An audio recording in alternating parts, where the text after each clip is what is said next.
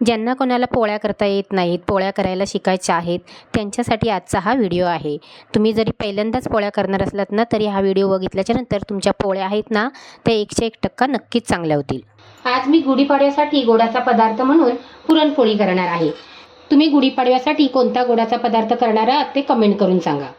तुम्ही याच्या आधी जरी कधी पुरणपोळी केली नसेल आणि पहिल्यांदाच जरी पुरणपोळी करणार असाल, तरी तुमची 101% पुरणपोळी फसणार नाही, अशा मी तुम्हाला या व्हिडिओमध्ये टिप्स देणार आहे. त्या व्हिडिओ आहे तो नक्की शेवटपर्यंत बघा. आणि पुरणपोळी करण्यासाठी इथे मी 700 ग्राम चणा डाळ घेतलेली आहे. चणा डाळ घेताना ना चांगल्या क्वालिटीची घ्यायची, म्हणजे ती पटकन शिजते पण. तिला आपण आता स्वच्छ धुवून घ्यायची आहे. डाळ आपल्याला 4 ते 5 वेळा स्वच्छ धुवून घ्यायची आहे. पण डाळ धुताना ना अशी जोरात रगडून चोळून धुवायचं नाही. अशी चोळून धुतल्याच्या नंतर त्याच्यावरती असणारे स्टार्च निघून जातात आणि पुरणपोळीला ना चांगली टेस्ट येत नाही. म्हणून डाळ आपल्याला एकदम हलक्या हाताने 4 ते 5 वेळा स्वच्छ अशी धुवून घ्यायची आहे. भाजल्याच्या नंतर 15 मिनिटं आपल्याला भिजवून घ्यायची आहे. का भिजवून? डाळीपासून होणारे पित्त आहे ते होत नाही आणि डाळ पचनाला हलकी होते. म्हणून डाळ आहे ती चांगली 15 मिनिटं आपल्याला भिजवून घ्यायची. दुसरं कारण म्हणजे डाळ भिजवल्याने पटकन शिजते आणि गॅस पण वाचतो. 15 मिनिटं हिला आपण झाकून ठेवूया. ही डाळ तुम्ही टोपामध्ये पण शिजवू शकता, पण मी कुकरमध्ये शिजवणार आहे. जर तुम्हाला कुकरमध्ये डाळ शिजवायची असेल तर कुकरमध्ये पाण्याचा अंदाज कसा घ्यायचा, तर डाळ भिजल्याच्या नंतर जेवढ्या टोपभर डाळ भरेल ना, तेवढा फुल टोप भरून पाणी घालायचं. किंवा तुम्ही कुकरमध्ये डाळ घातल्याच्या नंतर असं वरती हात ठेवायचा, बघू शकता. एवढं पाणी येईल ना, एवढं पाणी घालायचं. आपल्या पुरणाला चांगली चव येण्यासाठी, म्हणजे टेस्ट येण्यासाठी त्याच्यामध्ये आपल्याला 1 चमचा मीठ घालायचं आहे. पुरणाला आपल्या मिठाची चव आली नाही पाहिजे, या पद्धतीने मीठ घालायचं. म्हणजे मीठ आपल्याला कमीच घालायचं आहे. चांगला कलर येण्यासाठी छोटा पाव चमचा हळद घालायची आणि मिक्स करून घ्यायची. कुकरचं झाकण लावायचं आणि लो टू मीडियम फ्लेमवर 5 शिट्ट्या करून घ्यायच्या. कुकरच्या शिट्ट्या होत आहेत तोपर्यंत आपण पोळ्यांसाठी पीठ मळून घेणार आहोत. इथे मी 400 ग्राम मैदा घेतलेला आहे. तुम्ही याच्याऐवजी गव्हाचं पीठ पण घेऊ शकता. 400 ग्राम मैदा आहे तर 200 ग्राम इथे मी गव्हाचं पीठ घेतलेलं आहे. तुम्ही गव्हाचं पीठ आणि मैदा समप्रमाणात पण घेऊ शकता, किंवा फक्त गव्हाच्या पिठाची किंवा फक्त मैद्याची पण पोळी बनवू शकता. पीठ आहे ना ते चाळून घ्यायचं. थोडंसं गव्हाचं पीठ घातलं ना की पोळी चांगली खुसखुशीत होते. चिमूटभर हळद घालायची. पोळीला कलर छान येतो. आणि अर्धा चमचा मीठ घालायचं आहे. पिठाला ना मिठाची टेस्ट येणार नाही, या पद्धतीने मीठ घालायचं. थोडं पाणी घालायचं आणि पीठ भिजवून घ्यायचं. पीठ आपलं मऊसर असं भिजून झालेलं आहे. त्याला असं मळून करायचं आहे की त्या पिठाला चांगली व्यवस्थित अशी तार सुटली पाहिजे. इथपर्यंत आपल्याला हे पीठ मळून घ्यायचं आहे. जर तुमच्याकडे वेळ असेल तर ह्या पिठाला तुम्ही झाकून ठेवलं तरी पण चालेल. मी आता ह्याला झाकून ठेवणार आहे आणि नंतर ह्याला मळणार आहे. ओला कपडा घालायचा आणि पीठ झाकून ठेवायचं, नाही तर मग सुकल्याच्या नंतर त्याला अशा चिरा पडतात. कुकरच्या 5 शिटी केलेल्या आहेत. कारण थंड झाल्याच्या नंतरच त्याचं झाकण काढायचं आहे. डाळ बघू शकता तुम्ही, अशी मेणासारखी चांगली शिजली पाहिजे डाळ. डाळ गाळून घ्यायचे. हे येणारे पाणी आहे ना, त्याची तुम्ही कटाची आमटी करू शकता. पोळ्यांबरोबर खाण्यासाठी ना खूप छान लागते. डाळीतलं पाणी नितळेपर्यंत डाळ आपल्याला झाकून ठेवायची आहे, म्हणजे ती गरम राहते. आणि त्याच्यामध्ये आपण गूळ घातला ना की तो पटकन वितळतो. म्हणून डाळ अशी आपल्याला झाकून ठेवायची. डाळीतलं पाणी चांगलं नितळलेलं आहे. त्या पाण्याची तुम्ही कटाची आमटी बनवू शकता. त्याच कुकरमध्ये ही डाळ ओतून घेणार आहे मी. आपल्याला मॅश करून घ्यायची. अशी मॅश का करायची, तर आपण हिच्या गूळ घातल्याच्या नंतर तर डाळ शिजते ना, ती थोडीशी कडक सारखी होते. म्हणून अशी आधी पहिली कुस्करून घ्यायची चांगली. 700 ग्राम डाळ आहे तर आपण इथे 700 ग्राम गूळ घालायचा आहे. देशी गूळ वापरतात ना तर 700 ग्राम घालायचा आहे. आणि तुम्ही जर पिवळावाला जर गूळ घातलात ना तर तुम्ही इथे 600 ग्रामच गूळ घालायचा आहे. कारण हा गोड जरा जास्त असतो आणि हा गूळ आहे ना तो गोडीला जरा कमी असतो. गरम असतानाच मिक्स करायचं आणि असाच कुकर उचलायचा आणि गॅसवर ठेवायचा. गॅस लो टू मिडियम ठेवायचा आणि गूळ आपल्याला चांगला वितळेपर्यंत मिक्स करायचा आहे. जसा गूळ वितळत जाईल ना तसं पुरण आहे ते पातळ होत जाणार आहे. पोळ्या कडक का होतात, तर तुमच्या गुळाचं प्रमाण जर जास्त झालं तर पोळ्या आहेत ना त्या कडक होतात, कारण गूळ जास्त झाल्याच्या नंतर तो पातळ होतो आणि तो परत घट्ट होईपर्यंत ना त्याचा पाक तयार होतो आणि मग ते पुरण ना कडक कडक सारखं होतं आणि पोळ्या पण मग शेकल्याच्या नंतर ना त्या कडक होतात. किंवा दुसऱ्या कोणत्या कारणाने पोळी कडक होते तर तुम्ही जास्त वेळ तव्यावर बारीक गॅस करून आलटून पालटून सारखे सारखे शेकवत गेलात ना तर पोळ्या कडक होतात. डाळ घट्ट होत आली ना की तिला असे कड येतात आणि मग त्या हातावरती शिंतोडे उडतात. म्हणून ना असा लांब दांड्याचा पलिता घ्यायचा आणि हाताला पाहिजेत ना तर कपडा बांधायचा, म्हणजे कपडा बांधल्याच्या नंतर ना ते शिंतोडे उडत नाहीत आणि आपला हात भाजत नाही. घट्ट होईपर्यंत त्याला आपल्याला मिक्स करत राहायचे. पलिता असा उभा राहिला की समजायचं पुरण तयार झालं.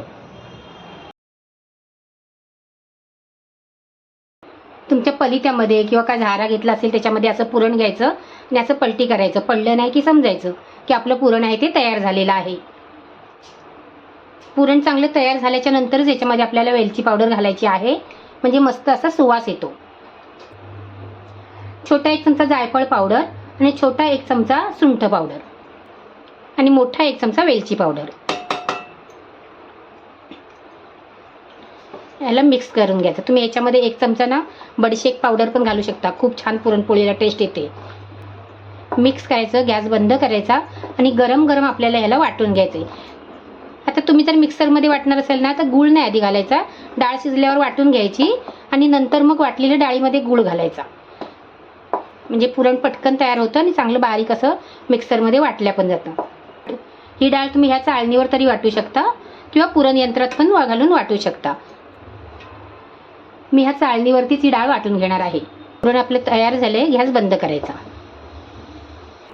तुम्ही इथे तांबे किंवा ग्लास घेऊ शकता, पण मी इथे पळीनेच वाटते, कारण पळीने पण आपल्याला पटकन अशी बारीक करता येते चांगली. गरम गरम वाटायची, मग वेळ लागत नाही वाटायला. अशा पद्धतीने आपलं पुरण वाटून झालेलं आहे. मोठे 5 चमचे तेल घालून हे पीठ आहे ते मी 10 मिनिटं मळून घेतलेलं आहे. जेवढं तुम्ही पीठ चांगलं मळणार ना तेवढी तुमची पोळी आहे ना ती मऊ लुसलुशीत अशी तयार होणार आहे. म्हणून पीठ मळायला कंजूसी करायची नाही. पीठ चांगलं व्यवस्थित असं एक 10 ते 12 मिनिटं मळून घ्यायचं आणि पीठ बघू शकता अशी पिठाला चांगली तार सुटली पाहिजे, अशा पद्धतीने पीठ मळून घ्यायचं.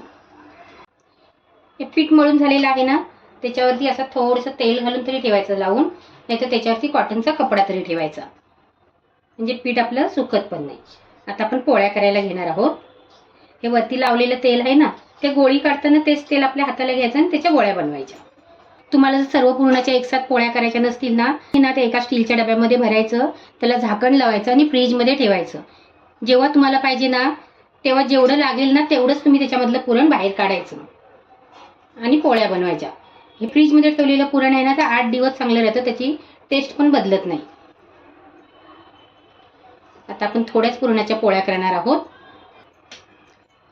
पोळीला लावण्यासाठी हे साजूक तूप, पोळी लाटण्यासाठी इथे मी मैदा घेतलेला आहे. तुम्ही गव्हाचं पीठ किंवा तांदळाचं पीठ घेऊन जरी पोळ्या लाटायला घेण्याआधी पोळपाटाला आणि लाटण्याला दोघांना असं पीठ लावून घ्यायचं, जेणेकरून तुमचं लाटणं पोळपाट जर थोडं ओलसर असेल तर ते निघून जाईल आणि मग तुमच्या पोळ्या आहेत ना त्या चिटकणार नाही.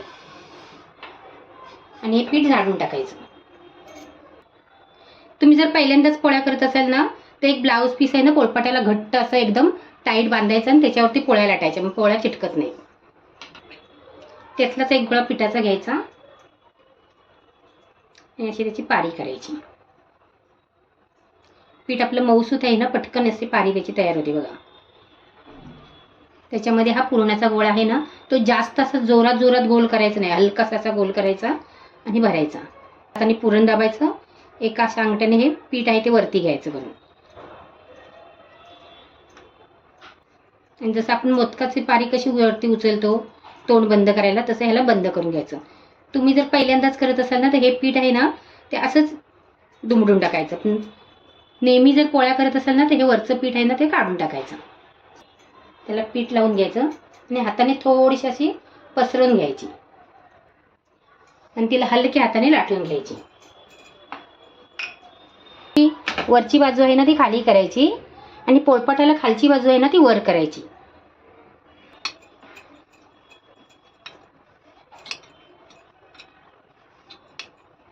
साईडने थोडं तूप सोडायचं आणि आणि वरून पण थोडं सोडायचं आणि खालून चांगली शेकली ना की मग तिला आपल्याला पलटी करायची आहे आणि गॅस वाढवायचा. जर तुमची पोळी फुटली ना तर ती मग फुगत नाही. तव्याचे आहेत ना स्क्रू, त्याच्यावरती पोळी पडली ना तर चिटकते, म्हणून मग मी छोट्या छोट्या करते. पण इथे पोळी माझी फुटली बघा, म्हणून पोळी माझी फुललेली नाही. आणि पहिली पोळी आहे ना ती कधी कधी बिघडते, म्हणून प्रयत्न सोडायचा नाही. हे बघा इथं माझी फुटलेली आहे पोळी. इथून हवा बाहेर गेली ना अशी की मग ती फुलत नाही.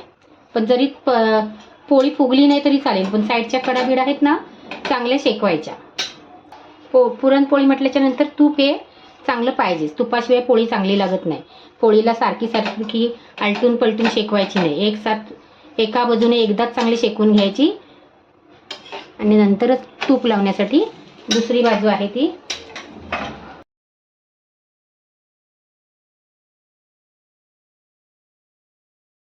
शेकले काढून घ्यायची, ती जाळीवर टाकायची, म्हणजे त्याच्यामधली हवा आहे ना ती निघून जाते आणि मग पोळ्या मग शेदवत नाही. अशा पद्धतीने आपल्या पोळ्या तयार झालेल्या आहेत.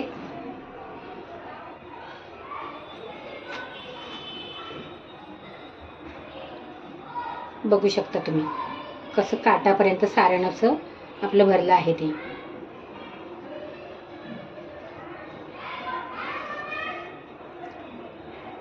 आजचा जर व्हिडिओ आवडला तर नक्की लाईक करा.